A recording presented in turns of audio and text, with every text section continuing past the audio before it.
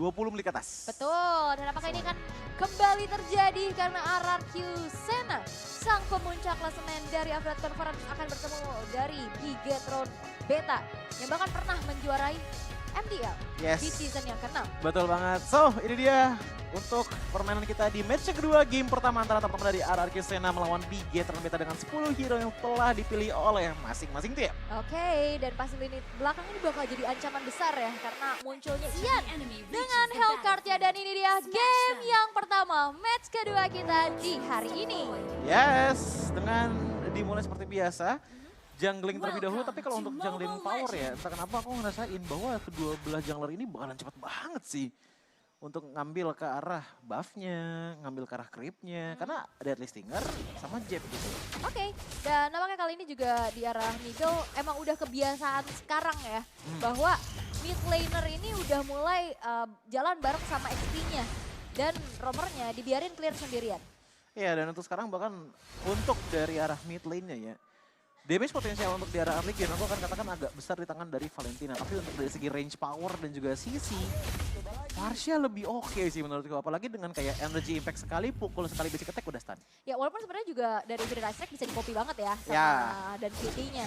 Cuman memang back minimnya gak ada efek stun tambahan lagi, tapi nampaknya kali ini sudah mulai bertukar skill saja di mana dan QT HP-nya sudah mulai tergerus, terkena satu buah energy impact yang membuat dan QT pun harus melakukan recall terlebih dahulu. Yes, dan untuk sekarang pertukaran masih belum ada dari masing-masing tim. Sama-sama 0 di kill ke poin dan bahkan dari segi networknya tuh under 100 gold perbedaannya.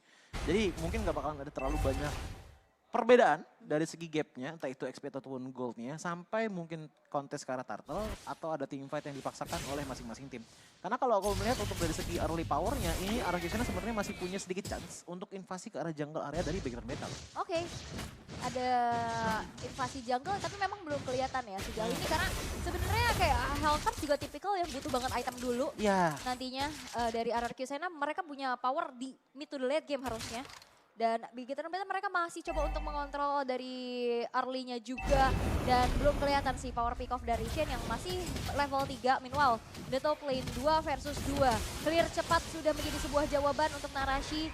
Bisa mendapatkan ultimate-nya, penalty zone sudah siap nantinya untuk setup menuju ke arah turtle yang pertama. Ya, dengan adanya turtle untuk di momen kali ini kita bisa melihat ya dengan efek bahwa mid lane itu diisi sama roamer, otomatis dari kedua belah roamer ini udah level 4.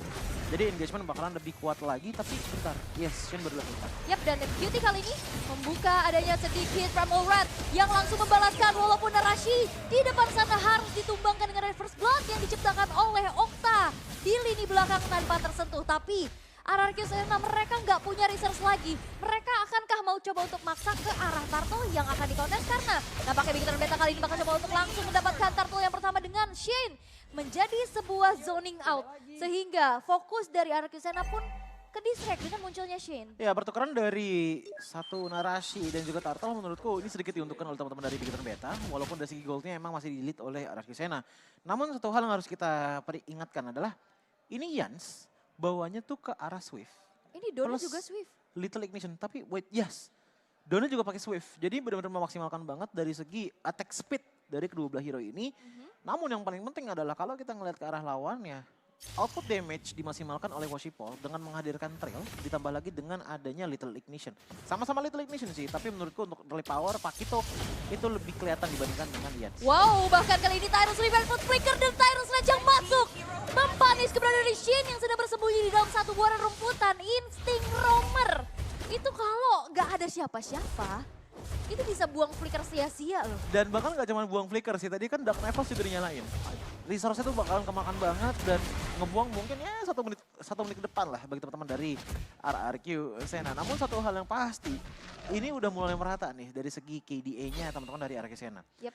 Matsurugi 2 assist, Okta 1 kill 1 assist, Don 1 kill, Ian 2 assist. Yang secara nggak langsung sebenarnya juga nge-supply banget dari segi goldnya teman-teman dari RRQ Sena dengan cukup kooperatif gitu loh. Ya walaupun sebenarnya masih salip-salipan aja ya. Iya. Goldnya agak jadi sebuah penentu juga untuk kali ini karena pick of power RRQ Sena lebih berjalan ya selama 5 menit pertama ini.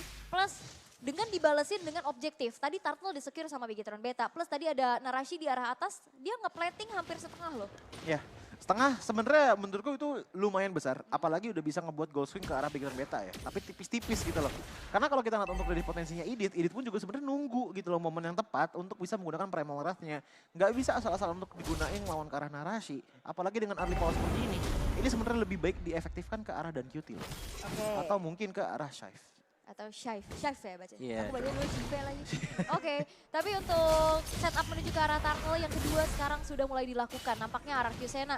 Mereka nggak mau membiarkan Turtle ini kembali diamankan oleh Bigetron Beta. Dengan adanya kontrol yang sudah dilakukan juga, di mana Don yang akan memegang Turtle tersebut. Tapi Narashi sudah siap kembali lagi dengan ada sebuah Tyrant's Revenge yang masuk kali ini. Dan bahkan Shen kembali menjadi pertukaran untuk nyawa yang direnggut oleh arah Qsena. Walaupun bahkan sempat dibalasi Washipol, masuk dengan double JP tapi di arah belakang. Renner Rapati from Shift berhasil untuk bisa mendapatkan Don di sana walaupun Ian harus tertiban dengan adanya pukulan dari Washipol dan juga Narashi sehingga dua pemain dari arah Qsena hilang dan akhirnya nggak bisa setup lagi ke arah Turtle. Niatnya dari Ian tadi sebenarnya adalah untuk numbangin ke arah Narashi dengan deadly stingernya, tapi sayangnya dia miss, ngebuat akhirnya ada follow up dengan execution strike-nya dan membuat dia pun tumbang tanpa adanya escape mechanism untuk bisa mundur. Bahkan tadi kalau kita lihat ya, Matsurugi dapetin ke arah Shake itu untung banget sih, karena dengan tidak adanya Divine Jasmine, otomatis positioning dari Don dan juga Okta itu cukup aman tadi. Tapi sayangnya dengan deadly stinger yang miss, 2 kill point didapatkan oleh Bigetron Beta dan bahkan 1 turtle juga diambil. Dan aku ngelihat Matsurugi ini oke lah, dia fokus ke 1 power pick off dari Bigetron Betanya. Shane 2 kali di pick off, tapi begitu banyak research yang dikeluarkan untuk numbangin Shane, akhirnya Bigetron Beta bisa memanfaatkan hal tersebut untuk bisa counter initiate. Ya, dan masalahnya untuk dari Shane sendiri, kalau kita ngeliat dia ditumbangin berkali-kali, yang jadi... tar dulu. Wah, Divine Judgment kali ini bakal coba untuk dibuka dan double jab. Mempunish keberadaan Matsurugi yang kali ini bakal coba untuk dibantu dengan sebuah Dark Knight Pulse yang sudah dibuka juga. Tapi nampaknya itu hanya sebuah distraksi aja di mana Ian bermain secara objektif untuk bisa ke arah top lane-nya. Tapi Shane bakal terusir mundur dengan ada satu buah feeder Ice Strike dan Cutie berubah dengan Primal Wrath-nya. Mencoba untuk memberikan sedikit healing damage lagi di mana Don kali ini udah mulai terjebak sendirian di depan sana. Donnya hilang di tangan dari Washipol, walaupun pertukaran sudah terjadi di mana outer top turret pun hancur di tangan Ian. Menurutku pembukaan dari Feather Extract dari Okta itu terlalu open space banget gak sih tadi Ul? Kebukanya tuh di dalam bush, tapi akhirnya notice juga gitu loh. Akhirnya tadi ada sedikit engagement dari Washipol untuk numbangin ke arah dari Oktanya, tapi untungnya dia masih punya flicker untuk melarikan diri.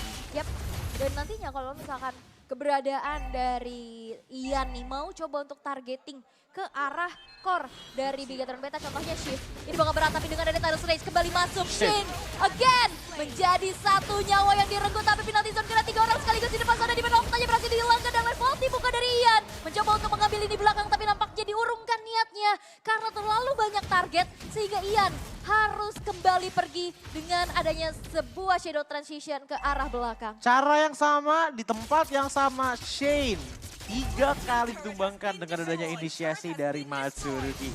1 kali blind spot Tyrant's Revenge ngebuat dia pun tumbang terus-menerus, tapi pada akhirnya 1 tumbangan dari Shane itu dimaksimalkan dengan sangat sempurna oleh teman-teman dari Bigetron Beta. Follow up attack terus dilakukan dan bahkan tadi kita lihat Narashi flicker plus penalty zone ngebuat adanya 3 player terkena efek sisi yang pada akhirnya Bigetron Beta memaksimalkan kesempatan tersebut dan membuat adanya 2 poin kill lagi tadi kalau nggak salah. Dan membuat sekarang dari segi networknya ya, berada di angka 3000. Ya. Konsil? Yap, dan nampaknya konsil kali ini mulai terdengar juga. Shane mengamankan rerumputan, tapi nampaknya Shane udah mulai menyadari sesuatu yang mulai capek. Sesuatu yang tidak enak ya. Bahwa Matsurugi ini udah mulai nge-charge lucu nih ya. Gak lucu dong kalau misalkan memang udah tumbang harus ke 3 kali dan ke 4 kalinya di tempat yang mirip ya kan. Tapi nampaknya kali Shane bakal coba untuk langsung aja flicker dengan Divine Judgment yang terconnect, efek terrifying. Membuat dari Don tidak bisa kemana-mana lagi, tapi Blazing Duet coming from Toy. Langsung mengacak-acak lini belakang ini oleh Bigetron Beta dan bahkan Narashi masih bisa bertahan dengan HP yang terlalu banyak. Tapi untuk Lordnya belum di reset. Apakah akan di take over karena Washipol masih coba untuk memegang kendali. Tapi 1 buah Renner Rapati. Matsurugi pun harus dipaksa mundur terlebih dahulu. Tapi take over terhadap Lord. Ian berhasil untuk bisa mendapatkan Lord yang pertama.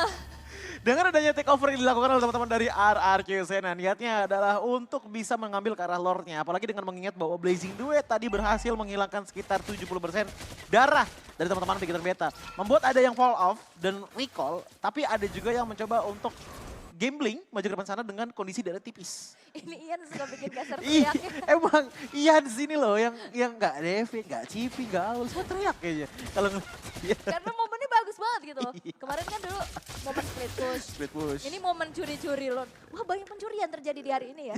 Waspada teman-teman ya. Ini tindak kriminal mengerikan soalnya nih. Nyuri lord, nyuri turtle. Dan ini akan menjadi sebuah manfaat yang begitu banyak juga ya. Bagaimana dengan adanya lord ini dimanfaatkan dengan adanya satu buah split push juga yang dilakukan oleh Toy. Di arah bottom lane untuk fokus menghancurkan turret-turret dari Tapi Bigetron Beta. tetap sini Arcusena kalau pengen punya space maksimal ataupun bahkan mulai invasi jungle ya. Ini harus hilangin sih, kalau enggak lihat deh. Wah, again sebuah Tyrant's Rage yang masuk di commit walaupun Shen masih punya immortal tapi tidak punya flicker untuk mundur. Sehingga dirinya pun kembali masuk ke dalam rerumputan yang begitu angker. Ini Joji curiga Shane sama Mansurgi kayaknya kembar sih. Karena pemikiran mereka tuh kayaknya sama gitu loh. Oh kayaknya Shane di sini nih. Selalu dikenakan pick off potensial. Karena Tyrant's Revenge ngebuat Shane pun sampai sekarang Divine Judgment tuh nggak keluar. Bukan karena dia nggak bisa engage, tapi karena dia nggak punya waktunya untuk mengengage dengan Divine Judgment. Bahkan kalau kita ngeliat untuk dari segi itemnya aja ya, 4.100 dibandingkan 4.500 untuk dari segi roamernya. Yang kita omongin ini roamer loh, makanya 400 tuh menurutku adalah gap yang cukup luas. Padahal Bigetron Beta itu lagi ngelit saking di shutdown mulu dari Shane-nya. Namun kalau kita tahu dari segi item damage, power dari Yans ini udah cukup oke. Dengan ada Demon Hunter Sword, ditambah lagi dengan Malefic Rod dan juga Hunter Strike. Jadi satu kali dari sini cukup oke. Oke, tapi nampaknya kali ini Shen bakal coba untuk balas dendam dengan ada sebuah flicker dan juga Divine Judgment. Tapi Okta selamat! Okta masih bisa mengeluarkan Final Ice Strike balasan dan double kill. Berhasil diamankan oleh Ian. Sebuah inisiasi yang dilakukan oleh Bigetron Beta. Ini tidak berhasil dan justru mereka kehilangan 3 pemain mereka. 3 pemain ditambah dengan adanya satu dari Worshipful yang di arah bottom lane sebenarnya melakukan split push. Niatnya udah bagus banget. Split push didapetin, tapi pertukarannya menurutku agak merugikan. Lihat bagaimana di arah top lane inner turret dihancurkan, mid lane outer turret dihancurkan, bahkan inner turret mungkin juga bisa jadi calon. Dimakan oleh teman-teman dari Arcusena. Ya karena nggak ada aksi penjagaan lagi. Inner turret udah rontok semuanya. Nggak ada yang bisa dipertahankan dan Okta sekarang sudah membuat satu buah Winter Trancheon. Yang dimana di saat dia nantinya akan di-commit. Tadi aja nggak punya Winter. Iya, Dia masih bisa selamat. survive. Sebenarnya tadi kalau kita ngeliat dari segi engagement dari Shen ya, itu sebenarnya udah oke banget. Tapi aku merasakan bahwa Bigetron Beta tuh sebenarnya nggak siap tadi dengan engagement dari Shen. Karena jaraknya lumayan jauh tadi antara follow up attack dan juga Shen yang ke arah depan sana. Yang ngebuat akhirnya Okta pun masih bisa selamat dengan cukup oke. Tapi walaupun dengan adanya Winter Transition, Wings by Wings-nya sebenarnya yang jadi pertanyaan. Apakah bakalan cukup waktunya untuk meng-engage Wings by Wings? Karena pick off-nya itu datang dari Chef loh. Tapi kayak adalah momen-momen kayak mau di flicker, dia langsung Winter. Oh iya, Nah iya, kan iya, itu iya, kalau iya. udah nggak berhasil diculik, dia bisa di counter balik kan. Betul. Kayak tadi yang udah kejadian, dia bisa flicker, terus dia buka Feeder Ice Strike, dan akhirnya dari Bigetron Beta yang justru mau ngasih follow up yang udah maju. Malah Dibalikin. dibalikin dan susah juga tadi untuk tetap nge-push ya. Karena Veteran Attack tadi udah numbangin satu, tadi siapa ya ke arah dan QT apa shift gitu tadi untuk di arah segi team fight-nya yang ngebuat ya udah damager pun juga sudah menghilang dari Bigetron Beta dan pada akhirnya yang mereka punya itu tinggal CC dan juga Worshipful. That's it. Oke, walaupun sekarang pemain dari Bigetron Beta mereka udah ready semua ya. Ya. Mereka udah kembali spawn, tapi nampaknya kali ini sebuah penalty zone dengan adanya flicker menuju ke arah 3 orang pemain di arah belakang. Tapi Okta yang ternyata memiliki adanya satu buah Winter Transition, tapi Narashi yang justru ditumbangkan 2 tukar 3. Worshipful bakal coba untuk dikejar dan Ian yang pun masih mencoba untuk mundur, tapi satu buah Arcane Shadow Slide masuk dari QT untuk maju juga ke arah belakang dan wipe out tercipta di tangan RRQ Sena. Dan apakah ini akan menjadi one strike push karena ada Toy di sana yang memiliki power dengan adanya DPS tinggi untuk bisa mendapatkan turret demi turretnya. Satu base turret di arah tengah bakal coba untuk dipaksa pelan-pelan. Ada satu wave ini yang bakal coba untuk dihantarkan tanpa adanya penjagaan. Dan ini dia one strike push. RRQ Sena take the game one. Satu momen, cukup satu momen sudah cukup untuk teman-teman dari RRQ Sena menangkan untuk di game kali ini.